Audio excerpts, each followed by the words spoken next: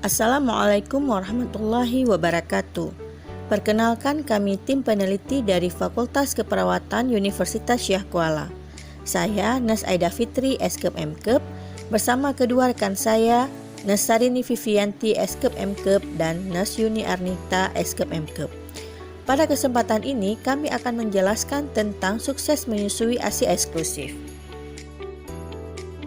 ASI eksklusif merupakan kondisi bayi hanya menerima ASI saja pada 6 bulan pertama kehidupan tanpa makanan padat ataupun cair, kecuali cairan yang mengandung vitamin, mineral, serta obat-obatan. Sudah sering kita mendengar bahwa ASI eksklusif memiliki manfaat yang sangat banyak sekali. Di antaranya, ASI tersedia setiap saat kapanpun bayi membutuhkannya. ASI sangat mudah dicerna oleh lambung bayi, kandungan gizi lengkap untuk pertumbuhan dan perkembangan bayi. ASI mengandung antibodi untuk melindungi bayi dari bakteri dan penyakit, serta proses pemberian ASI merupakan sumber kenyamanan emosi terbaik baik bagi ibu maupun bagi bayi.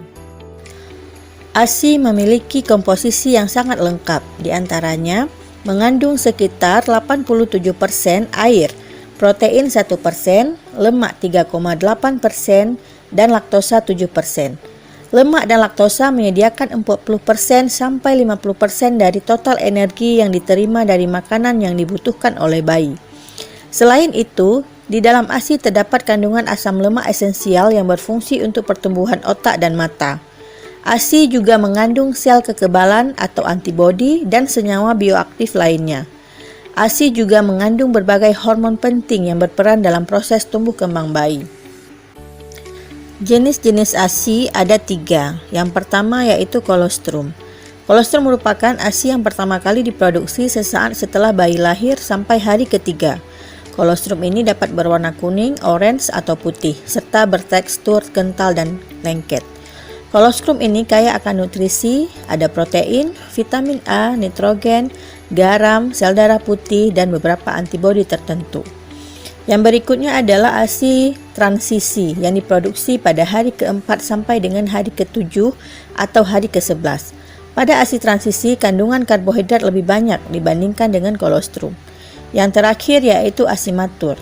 ASI matur baru mulai keluar sekitar 2 minggu pasca persalinan atau setelah produksi ASI transisi sudah habis. ASI matur dibagi menjadi 2, yaitu formil dan hindmilk. Formil adalah ASI matang yang bersifat encer, kaya air, laktosa, dan protein untuk pertumbuhan otak. Sedangkan hindmilk adalah ASI kental berwarna putih susu keluar setelah formil, yaitu sekitar 5-10 menit setelah proses menyusui berlangsung. Hindmilk ini mengandung lebih banyak lemak dan berfungsi untuk pertumbuhan dan meningkatkan berat badan bayi. Supaya proses menyusui ASI eksklusif berhasil, maka ibu harus memperhatikan perlekatan yang benar saat menyusui, sehingga ASI yang didapatkan oleh bayi dapat disalurkan secara maksimal. Perlekatan yang benar diantaranya, posisi kepala dan badan bayi membentuk satu garis lurus, kepala bayi tengadah maksimal, perut bayi ketemu dengan perut ibu, sebagian besar areola masuk ke mulut bayi terbuka lebar, dan dagu bayi menyentuh payudara bagian bawah. Kebutuhan ASI pada bayi di awal kehidupan akan berbeda setiap hari. Hal ini juga salah satunya dipengaruhi oleh proses tumbuh kembang yang masih lambat dan juga ukuran dari lambung bayi yang masih kecil. Hari pertama, ukuran lambung bayi sebesar kelereng atau buah ceri dengan kapasitas 5-7 ml atau setengah sendok makan. Jadi, bayi hanya butuh setengah sendok makan ASI dalam sekali proses menyusui. Hari ketiga, ukuran lambung bayi sebesar bola pingpong yang sanggup menampung ASI sekitar 22-27 ml atau setara dengan 1,5-2 sendok makan. Pada minggu pertama, ukuran lambung bayi sebesar 45 sampai dengan 60 ml.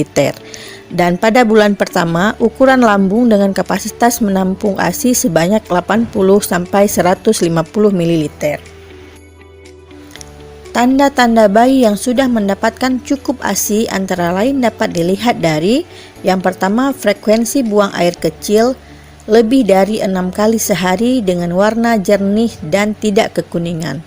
Berikutnya, frekuensi buang air besar lebih dari 4 kali sehari dengan volume paling tidak 1 sendok makan.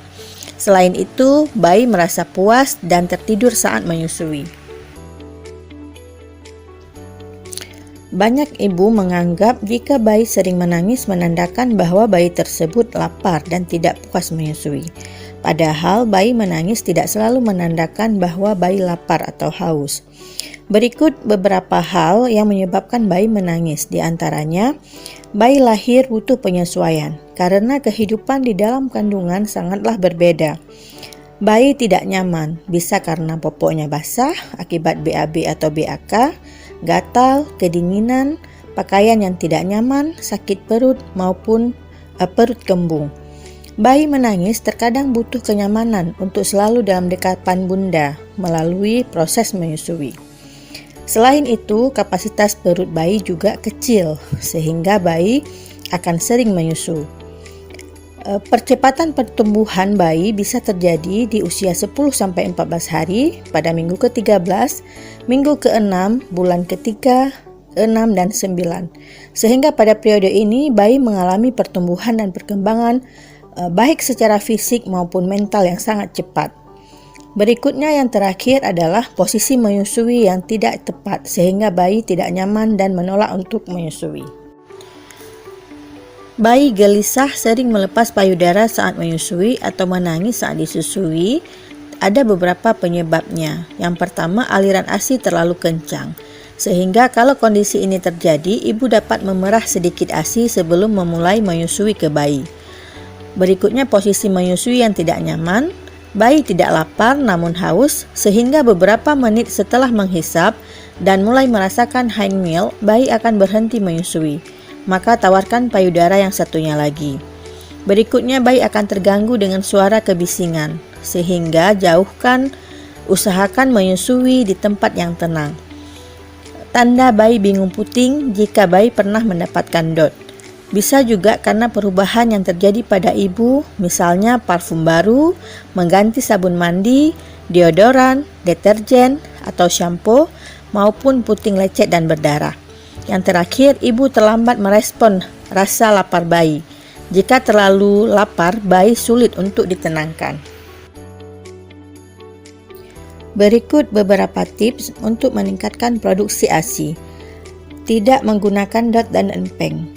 Meningkatkan frekuensi menyusui di satu payudara sampai tuntas, sering mengosongkan payudara, ibu tidak menggunakan kontrasepsi, menjaga kesehatan ibu dengan ibu mengkonsumsi multivitamin, lakukan sesuatu yang ibu sukai, dan makan makanan yang ibu sukai untuk meningkatkan hormon oksitosin. Lakukan pijat oksitosin atau pijat punggung, dan ibu harus selalu bahagia sehingga hormon oksitosin akan meningkat saat ibu dalam kondisi rileks dan bahagia.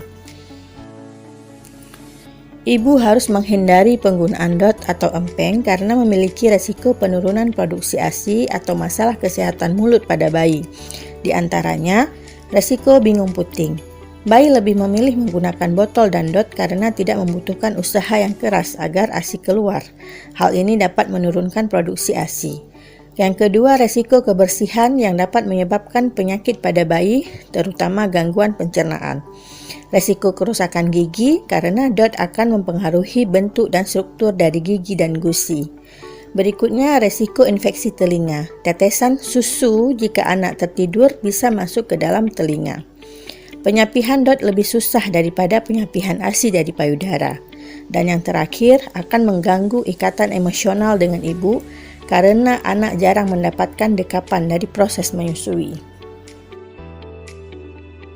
Berikut merupakan beberapa cara untuk meningkatkan berat badan bayi yang hanya mendapatkan ASI saja. Kuncinya adalah dengan memaksimalkan pemberian hind milk kepada bayi. Jadi, sebelum disusui, maka perah dahulu untuk mengeluarkan foreign milk, sehingga cara ini membantu si kecil mendapatkan lebih banyak hind milk. Berikutnya, kita atur jadwal menyusui setiap 2 jam untuk menstabilkan produksi ASI. Dan yang terakhir, pastikan menyusui tuntas pada setiap payudara sehingga bayi mendapatkan hind milk secara maksimal.